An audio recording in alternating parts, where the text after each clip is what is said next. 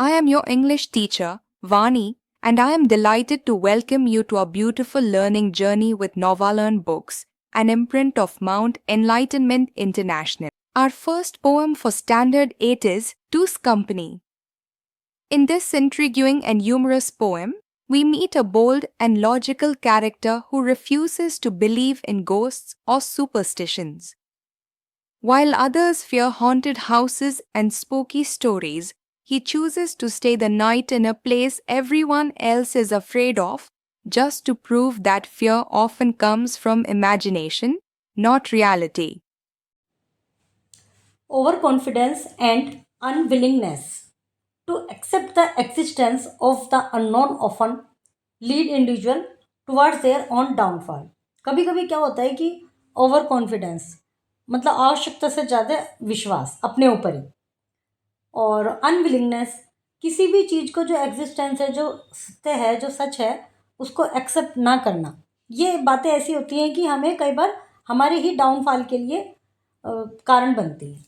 History and literature are filled with cautionary tales where arrogance binds people to danger, causing them to ignore warnings, to dismiss belief, and don't align with their own understanding. जो हमारा history है, literature है, वो ऐसी बहुत सारी कहानियों से भरा पड़ा है जिसमें इस तरह की एग्जाम्पल हमें देखने को मिलते हैं। बाकी जब हम स्टोरी पढ़ेंगे तो हमें इससे और रिलेटेड जब कहानी सुनने को मिलेगी, या जब हम पोएम इसको पढ़ेंगे तो हम ज़्यादा क्लियर कर पाएंगे इस बात को। In a world filled with mystery and forces beyond human comprehension, it is wise to approach the unknown with humility and respect, dismissing the supernatural, the mystical, or deeply held culture belief as mere superstition can be grave mistake.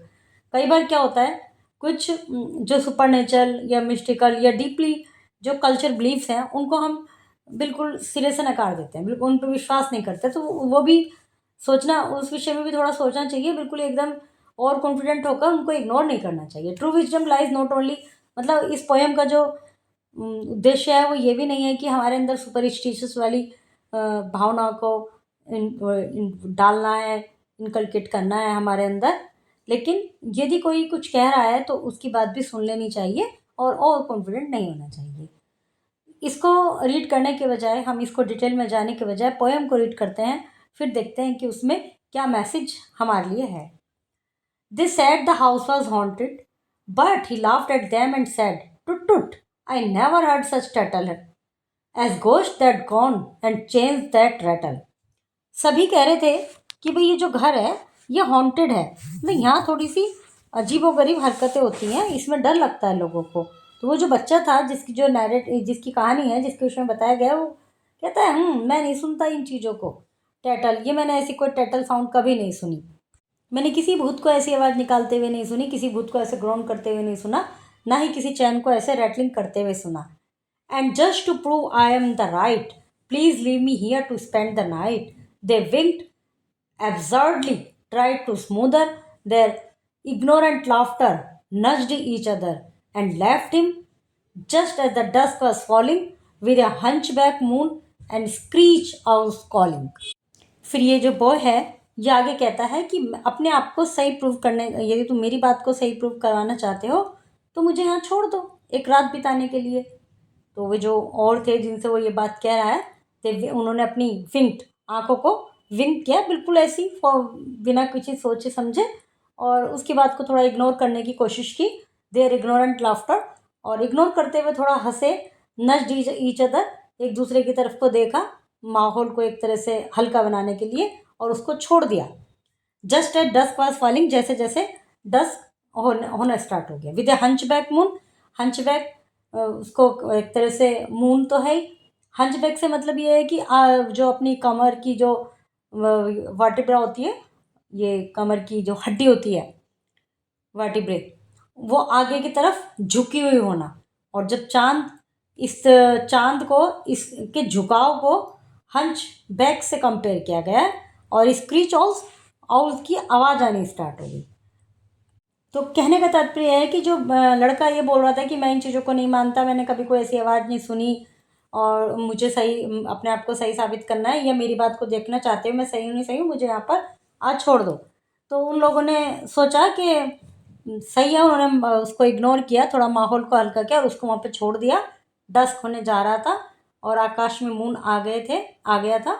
और hunchback, वो झुकाव जो है moon का, उसको hunchback से compare किया गया है। और आउल्स की स्क्रीचिंग साउंड वहाँ पर आने शुरू हो गई थी।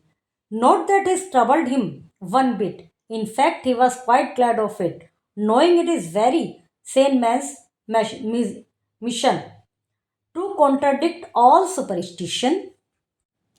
अब इस चीज़ से वो not that this troubled him, इससे वो बिल्कुल नहीं डरा, रत्ती भर भी वो इससे नहीं डरा, वन बिट मतलब जरा से भी नहीं डरा, बल्कि वास्तव में वो तो खुश हो गया यह जानकर कि वो पूर्णतः अकेला है इस मिशन पर। टू कॉन्ट्राडिक्ट ऑल सुपरस्टिशन, जितने भी सुपरस्टिशंस हैं कि यहाँ पर हॉन्टेड है घर, यहाँ पर आवाज़ आती है भूत की, इन सब से कॉन्ट्राडिक्ट करने के लिए, इन सबको फेस करने के लिए वो अकेला है, यह जानकर वह खुश हो गया। But what is that?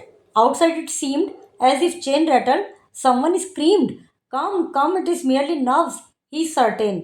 But just the same he draws the curtain. लेकिन क्या हुआ? ये क्या था? अभी इस बाहर की तरफ, आउटसाइड इट सीम, बाहर ऐसा फील हो रहा था एज इफ चेन रैटल, जैसे चेन्स की जो जंजीर होती हैं भारी भारी लोहे की, उनकी आवाज़ आ रही है रैटल्ड होने की।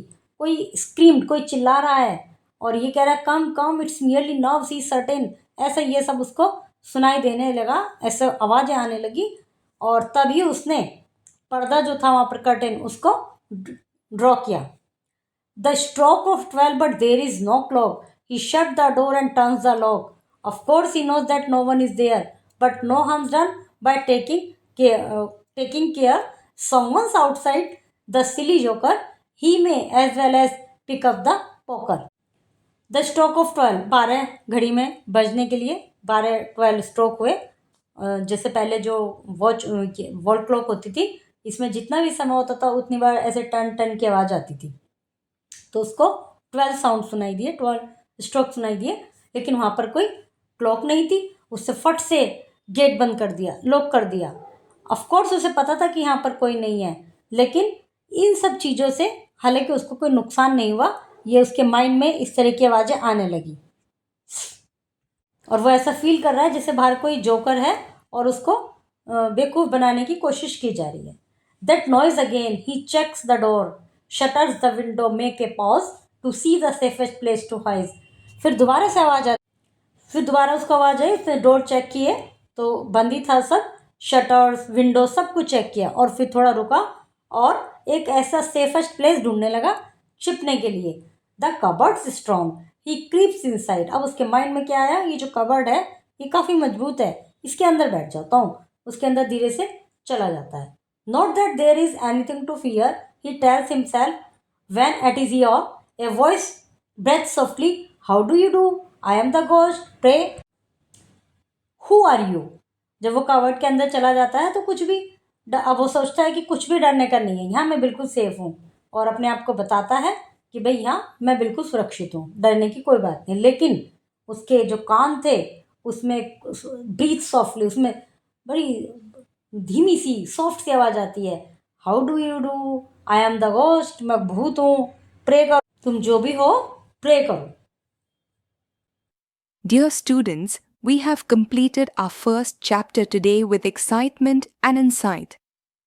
Always remember, having an open and curious mind helps us grow as learners and individuals. I am so proud of the way you read, discussed, and understood the deeper message behind the poem. See you tomorrow with another engaging piece of literature.